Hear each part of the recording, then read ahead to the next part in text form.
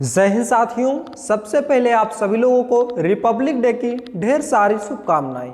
आज की इस वीडियो में हम पढ़ेंगे कक्षा 10 विषय विज्ञान पाठ 2 अम्ल, क्षारक तथा लवण। तो आइए बिना देरी किए हुए वीडियो को स्टार्ट करते हैं। पहला प्रश्न हमारा, अम्लीय विलयन का पीएच मान होता है? उत्तर 7 से कम। किसी भी अम्लीय विलयन का पीएच मान कितना होता है? 7 से कम होता है। नेक्स्ट, एसिटिक अम्ल में अम्लीय हाइड्रोजन परमाणु की संख्या है? उत्तर 1। एसिटिक अम्ल में हाइड्रोजन परमाणु की संख्या है 1। निम्न में से प्रबल क्षार है? क्या है? KOH। KOH एक प्रबल क्षार है। H2S विलयन का पीएच मान कितना है? उत्तर 7 से कम। H2S विलयन का पीएच मान कितना है? 7 से कम। नेक्स्ट, पेयजल को जीवाणु रहित करने के लिए किसका प्रयोग किया जाता है? उत्तर ब्लीचिंग पाउडर का। पेयजल को जीवाणु रहित करने के लिए किसका प्रयोग किया जाता है? ब्लीचिंग पाउडर का प्रयोग किया जाता है। शुद्ध जल का पीएच मान कितना है? उत्तर 7। शुद्ध जल का पीएच मान कितना होता है? 7 होता है। नेक्स्ट, पीएच की परिभाषा दीजिए। इसका हाइड्रोजन आयन सांद्रण से क्या संबंध है? उत्तर, पीएच अम्ल एवं क्षारकों के जलीय विलयन में हाइड्रोजन आयन की सांद्रता मापने की इकाई है। इससे विलयन का पीएच मान उसमें उपस्थित हाइड्रोजन आयन सांद्रण के व्युत्क्रम का लघुगणक होता है। पीएच बराबर -log H+। तो पीएच की परिभाषा क्या है? पीएच अम्ल एवं क्षारकों के जलीय विलयन में हाइड्रोजन आयन की सांद्रता मापने की इकाई है। इससे विलयन का पीएच मान उसमें उपस्थित हाइड्रोजन आयन सांद्रण के व्युत्क्रम के लघुगणक होता है। अतः पीएच बराबर -log H+। H+ आयनों को मोल प्रति लीटर में सांद्रण कहते हैं। नेक्स्ट है हमारा, हाइड्रोजन आयन सांद्रण से क्या तात्पर्य है? उदासीन विलयन में हाइड्रोजन आयन सांद्रण का मान कितना है? उत्तर, किसी विलयन में 1 लीटर में उपस्थित हाइड्रोजन आयन के मोलों की संख्या को उस विलयन का हाइड्रोजन आयन सांद्रण कहते हैं। किसी विलयन में 1 लीटर में उपस्थित हाइड्रोजन आयनों के मोलों की संख्या को उस विलयन का हाइड्रोजन आयन सांद्रण कहते हैं। उदासीन विलयन में हाइड्रोजन आयन सांद्रण 10⁻⁷ मोल प्रति लीटर होती है। नेक्स्ट, जल का आयनिक गुणनफल क्या है? इसका 25 डिग्री सेल्सियस पर मान लिखिए। उत्तर, स्थिर और ताप पर जल और जलीय विलयनों में pH+ और OH- आयनों की मोलर सांद्रता को मोलर सांद्रताओं का गुणनफल स्थित होता है, जिसे जल का आयनिक गुणनफल कहते हैं। स्थिर ताप और ताप पर जल और जलीय विलयनों में H+ और OH- आयनों की मोलर सांद्रताओं का गुणनफल स्थित होता है, जिसे जल का आयनिक गुणनफल कहते हैं। 25 डिग्री सेल्सियस पर इसका मान 10⁻⁻14 होता है। नेक्स्ट, एक विलयन में हाइड्रॉक्सिल आयन का सांद्रण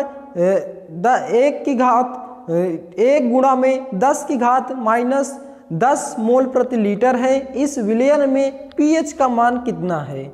1 × 10⁻⁻10 मोल प्रति लीटर है। इसमें पीएच का मान कितना है? उत्तर, इस विलयन में पीएच का मान कितना हो जाएगा? 14-10। 14 में से 10 को घटाएंगे, कितना हो जाएगा? 4। तो इस विलयन में पीएच का मान कितना हो जाएगा? 4 हो जाएगा। नेक्स्ट, ये डायरेक्टली पूछा जाएगा तो डायरेक्टली आपको इस प्रकार से लिख देना है। नेक्स्ट है मोस्ट इंपॉर्टेंट क्वेश्चन, धावन सोडा का रासायनिक नाम तथा रासायनिक सूत्र लिखिए। उत्तर, धावन सोडा का रासायनिक नाम सोडियम कार्बोनेट है। यह एक अकार्बनिक यौगिक है जिसका रासायनिक सूत्र Na2CO3 है। इसे धावन सोडा या धोने का सोडा कहते हैं। तो धावन सोडा का रासायनिक नाम सोडियम कार्बोनेट है। यह एक अकार्बनिक यौगिक है जिसका रासायनिक सूत्र Na2CO3 है। इसे धावन सोडा या धोने का सोडा भी कहते हैं। सोडियम कार्बोनेट के 2 प्रमुख उपयोग लिखिए। उत्तर, प्रयोगशाला में अभिकर्मक के रूप में, कांच तथा बोरेक्स के निर्माण में। तो सोडियम कार्बोनेट के 2 प्रमुख उपयोग क्या हो जाएगा? प्रयोगशाला में अभिकर्मक के रूप में इसका प्रयोग करते हैं और कांच तथा बोरेक्स के निर्माण में इसका प्रयोग करते हैं। नेक्स्ट है हमारा सूचक क्या है। एक उदाहरण की सहायता से अम्ल क्षार की सूची को हमने तथा सारी माध्यम के रंग परिवर्तन को स्पष्ट कीजिए। अथवा मिथाइल ऑरेंज व फिनोल्फथालीन किस प्रकार का सूचक का कार्य करते हैं, स्पष्ट कीजिए। उत्तर, सूचक अम्ल क्षार सूचक वे पदार्थ हैं जिनका अम्लीय विलयन में एक रंग तथा क्षारीय विलयन में दूसरा रंग होता है। जैसे मिथाइल ऑरेंज एक नारंगी रंग का रंजक है। जब मिथाइल ऑरेंज की एक बूंद अम्लीय विलयन में मिलाई जाती है तब विलयन का रंग लाल हो जाता है, और जब मिथाइल ऑरेंज की एक बूंद क्षारीय विलयन में मिलाई जाती है तो विलयन का रंग पीला हो जाता है। मिथाइल ऑरेंज प्लस अम्लीय विलयन, मतलब मिथाइल ऑरेंज को किसी अम्लीय विलयन में मिलाने पर रंग कैसा दिखता है, लाल दिखता है, और जब मिथाइल ऑरेंज को किसी क्षारीय विलयन के साथ मिलाया जाता है तो रंग कैसा दिखता है, पीला दिखता है। नेक्स्ट, फिनोल्फथालीन क्या है। फिनोल्फथालीन यह एक रंगहीन पदार्थ है। अम्लीय विलयन में यह रंगहीन रहता है, जबकि फिनोल्फथालीन की एक बूंद क्षारीय विलयन में मिलाने पर लाल हो जाता है। मतलब कि फिनोल्फथालीन उदासीन होता है, रंगहीन होता है। जब इसको अम्लीय विलयन में मिलाया जाता है तो भी यह रंगहीन रहता है, और जब इसे क्षारीय विलयन में मिलाया जाता है तो इसका रंग लाल हो जाता है। नेक्स्ट, पीएच पैमाना क्या मापता है। उदासीन अम्ल तथा क्षारीय विलयनों के मान का परास बताइए। ये बहुत ही महत्वपूर्ण प्रश्न है, देखते हैं इसका आंसर क्या होगा। पीएच पैमाना अम्ल एवं क्षारकों के जलीय विलयन में हाइड्रोजन आयन की सांद्रता मापने में प्रयुक्त होता है। तो पीएच पैमाने का उपयोग क्यों करते हैं, क्षारकों के जलीय विलयन में हाइड्रोजन आयन की सांद्रता मापने में इसका प्रयोग किया जाता है। और उदासीन अम्लीय तथा क्षारीय विलयनों के पीएच मान का परास निम्न प्रकार से है। यदि किसी विलयन का पीएच मान 7 होता है तो वह विलयन कैसा होगा, उदासीन होगा।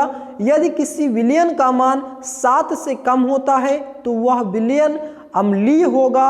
अम्लीय शक्ति का बढ़ता हुआ क्रम है क्या, 0, 7 से कम 6, 5, 4, 3, 2, 1, 0। यानी कि 7 से कम किसी विलयन का पीएच मान होता है तो वह कैसा होगा, अम्लीय होगा। और यदि 7 से अधिक होता है तो वह विलयन क्या होता है, क्षारीय होगा। अभी हमने एक क्वेश्चन मिला था 1 × 10⁻14 करके था, तो उसमें विलयन का पीएच मान पूछा था, तो वहां पे हमने डायरेक्टली आपको 14 - 10 करके बताया था, आंसर आ रहा था 4। तो वो 14 - 4 इसलिए वहां पे नहीं बताया क्योंकि वहां पे आपको समझ में नहीं आता। यहाँ पे आप देखेंगे तो विलयन का जो पीएच मान की सारणी दी गई है 0 से 14 के बीच में दिया गया है। तो वहाँ पे 1 × 10⁻10 थी, तो वहाँ पे 10 को 14 से माइनस करेंगे क्योंकि इसका परास 0 से 14 तक है, तो 14 से 10 को घटाएंगे तो 4 ऑप्शन आपका वहाँ पे आंसर आएगा। तो इस प्रकार से ये क्वेश्चन आप कंप्लीट करेंगे। और नेक्स्ट क्वेश्चन है हमारा, बहुत ही महत्वपूर्ण प्रश्न है, अम्ल तथा क्षार की आधुनिक अवधारणा क्या है। प्रत्येक को एक एक उदाहरण देते हुए स्पष्ट कीजिए। ये प्रश्न इस चैप्टर की सबसे बड़ी जान है। यह क्वेश्चन कई बार आपके एग्जाम में पूछा गया है, आप देख सकते हैं, बहुत ही महत्वपूर्ण प्रश्न है। अम्ल तथा क्षार की आधुनिक अवधारणा क्या है, प्रत्येक को एक एक उदाहरण देते हुए स्पष्ट कीजिए। उत्तर, अम्ल वह पदार्थ जो जलीय विलयन में हाइड्रोजन आयन देते हैं अम्ल कहलाते हैं। यानी कि ऐसे पदार्थ जो जलीय विलयन में हाइड्रोजन आयन देते हैं अम्ल कहलाते हैं। जैसे उदाहरण के लिए HCl, H+ तथा Cl-, HNO3, H+ तथा NO3-, ये जलीय विलयन में हाइड्रोजन धन आयन देते हैं, तो क्या कहलाते हैं, अम्ल कहलाते हैं। किंतु हाइड्रोजन आयन जलीय विलयन में स्वतंत्र रूप से नहीं रह सकता, यह जल के अणु के सहयोग करके हाइड्रोजन आयन H3O+ बनाता है। जैसे H+ को प्लस करेंगे H2O के साथ तो क्या बनेगा, H3O+। हाइड्रोजन आयन जल के साथ कॉम्बिनेशन करने पर हाइड्रोनियम आयन देता है। नेक्स्ट है हमारा क्षार। वे यौगिक जो जलीय विलयन में हाइड्रोक्सिल आयन देते हैं, यानी कि ऐसे यौगिक जो जलीय विलयन में हाइड्रोक्सिल आयन देते हैं, हाइड्रोक्सिल आयन के अतिरिक्त और कोई आयन नहीं देते, क्षार कहलाते हैं। मतलब ऐसे यौगिक जो जलीय विलयन में हाइड्रोक्सिल आयन देते हैं क्षार कहलाते हैं। जैसे NaOH, Na+ तथा OH-। NH4OH क्या हो जाएगा, NH4+ OH- हो जाएगा। ये क्या दे रहे हैं, क्षार दे रहे हैं। OH हमारा क्या है, एक क्षार है।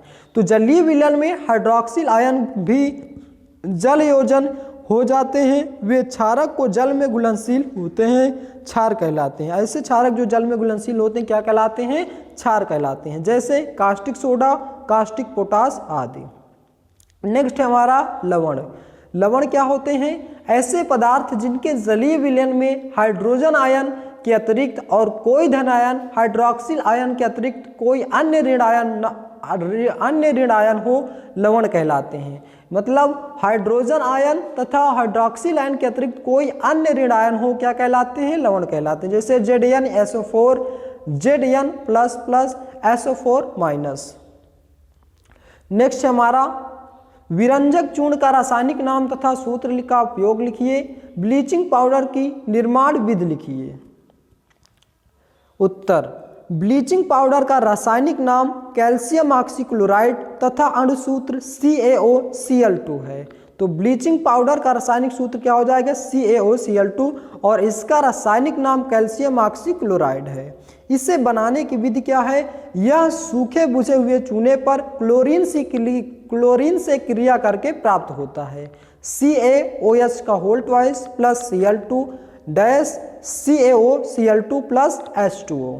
इसके गुण क्या है, यह एक हल्के पीले रंग का ठोस पदार्थ है जिसमें क्लोरीन की गंध आती रहती है। दूसरा, यह तन अम्लों के साथ क्रिया करके क्लोरीन गैस निकालता है। तीसरा, ब्लीचिंग पाउडर एसीटोन तथा अल्कोहल के साथ जल की उपस्थिति में क्रिया करके क्लोरोफॉर्म बनाता है। इसके उपयोग क्या क्या है, ऊन को सिकुड़ने से बचाने के लिए इसका प्रयोग किया जाता है। दूसरा, ऑक्सीकारक के रूप में प्रयोग करते हैं। तीसरा, क्लोरोफॉर्म बनाने में। चौथा, चीनी को सफ़ेद करने में। पांचवा, पेयजल को जीवाणु रहित बनाने में इसका प्रयोग किया जाता है।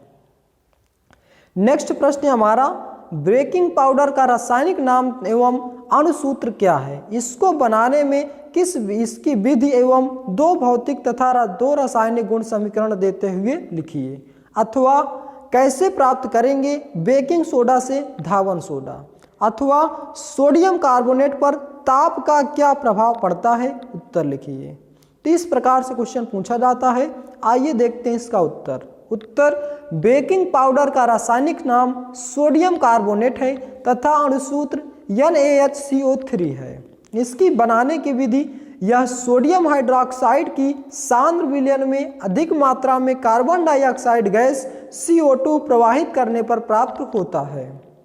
जैसे N2NaOH plus CO2 dash Na2CO3 plus H2O, Na2CO3 plus H2O plus CO2 dash 2NaOH CO3, इसे बेकिंग सोडा भी कहते हैं। इसके गुण क्या क्या होते हैं, यह एक सफ़ेद क्रिस्टलीय जल में अल्प विलेय पदार्थ है। दूसरा, इसका जलीय विलयन अम्लीय होता है। तीसरा, इसको गर्म करने पर यह सोडियम कार्बोनेट में टूट जाता है तथा कार्बन डाइऑक्साइड गैस निकलती है। चौथा, यह तनु अम्लों के साथ क्रिया करके लवण जल तथा कार्बन डाइऑक्साइड गैस निकालता है। तो दोस्तों, ये था हमारा आज का महत्वपूर्ण चैप्टर जिसको हमने अच्छे से पढ़ा, अम्ल, क्षारक तथा लवण। आशा करता हूँ दोस्तों कि यह चैप्टर आपको समझ में आ गया होगा। यह बहुत ही महत्वपूर्ण चैप्टर है। इससे रासायनिक नाम और अणुसूत्र ज़्यादा पूछे जाते हैं और पीएच तो हर साल एक क्वेश्चन जरूर देखने को मिलता है। तो यह वीडियो आप अच्छे से क्लियर करेंगे। आशा करता हूं कि आप लोगों को यह वीडियो पसंद आया होगा। वीडियो को लास्ट तक देखने के लिए बहुत बहुत धन्यवाद। मिलते हैं नेक्स्ट वीडियो में। जय हिंद, जय भारत।